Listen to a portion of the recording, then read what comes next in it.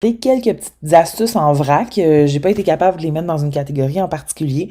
C'est juste des petits éléments intéressants. Donc le premier, ça va être l'utilisation des signets dans un document, qui est un peu différent d'une table des matières et du plan qui se trouve ici à gauche. Donc, insertion, signet. Vous allez comme placer justement un signet dans votre document. Alors, imaginons que j'ai un élément auquel je veux attribuer un signet. Voilà. Vous voyez le petit logo de signet qui vient d'apparaître à côté. Je vais le mettre ici aussi. On utiliserait ça évidemment dans un document qui a plusieurs pages, qui a plusieurs sections auxquelles on veut se référer. Lorsqu'on veut envoyer quelqu'un à l'endroit précis, on viendrait copier le lien de ce signet-là. Et là, si je prends le lien et c'est le lien que j'envoie à la personne arrive directement au paragraphe où je lui ai demandé dans mon document. Essayons avec celui-là ici. Je le copie. Bon, c'est sûr que le changement n'est pas très grand parce que c'est sur la même page, mais vous avez quand même vu comme mon écran a monté vers le haut. Mais imaginez un document d'une dizaine, quinzaine, vingtaine, trentaine de pages, peu importe, avec des signets comme ça, c'est intéressant de s'y retrouver dans certains passages. Donc, ça pourrait être une notion, par exemple, que vous enseignez aux élèves pour se situer dans un de leurs documents. Autre astuce, la mise en forme avec le petit pinceau, ça c'est l'équivalent dans Word, là, ça existe également, mais c'est pas tout le monde qui le connaît. Donc ça vient copier la mise en forme de ce que je sélectionne et ça va aller ensuite le coller sur là où je vais aller mettre mon petit pinceau. Exemple concret, j'ai un texte en gras ici et je voudrais mettre le mot commencer de la même manière que le mot instruction. Bon, vous allez me dire, je pourrais juste sélectionner puis le mettre en gras, mais imaginons qu'il y a aussi une couleur, une grosseur, imaginons qu'il y a plusieurs caractéristiques. Prenons alors Google Docs.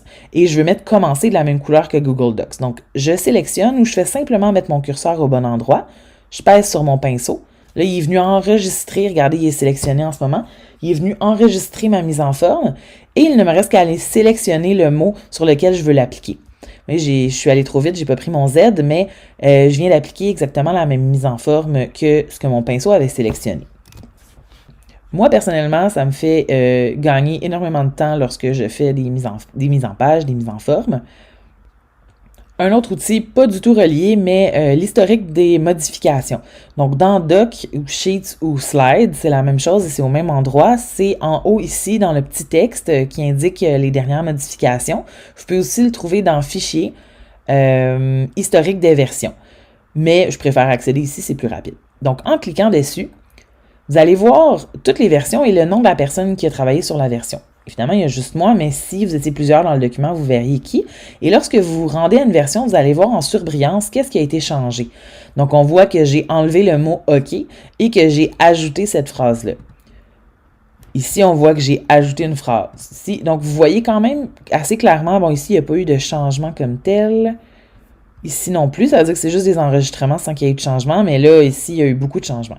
Donc ça va vous être utile lorsque, au besoin, vous doutez peut-être de l'élève et de ce qu'il a travaillé dans son document, mais vous allez pouvoir inspecter les dernières versions. Et je suis allée un peu vite, mais ce qui est génial, c'est qu'on peut restaurer évidemment la version. Je le ferai pas, mais si j'ai fait une erreur, ce qui nous arrive quand même fréquemment dans nos documents, là, ah non, j'ai fait ça, j'ai perdu ma mise en page, qu'est-ce qui vient de se passer, je sais pas comment récupérer, mais vous allez à votre plus récente version, puis vous faites restaurer cette version et elle va revenir. C'est sûr que vous allez peut-être perdre les changements qui ont été faits entre les deux, mais des fois c'est moins pire d'en perdre quelques-uns que les plus gros changements, là, qu'importe, mais c'est vraiment une fonctionnalité qui sauve la vie à plusieurs reprises et qui est vraiment très fiable.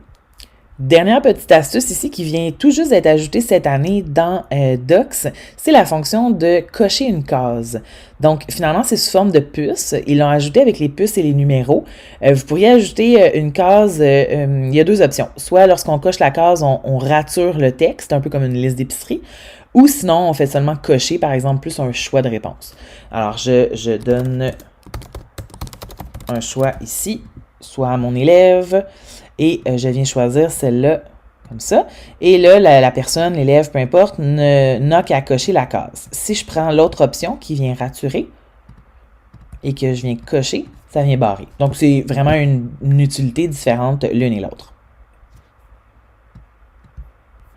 Si je veux complètement enlever la mise en forme d'un seul coup et ramener mes paramètres à ceux que j'ai définis par défaut dans mon Docs, c'est un peu l'inverse finalement du pinceau.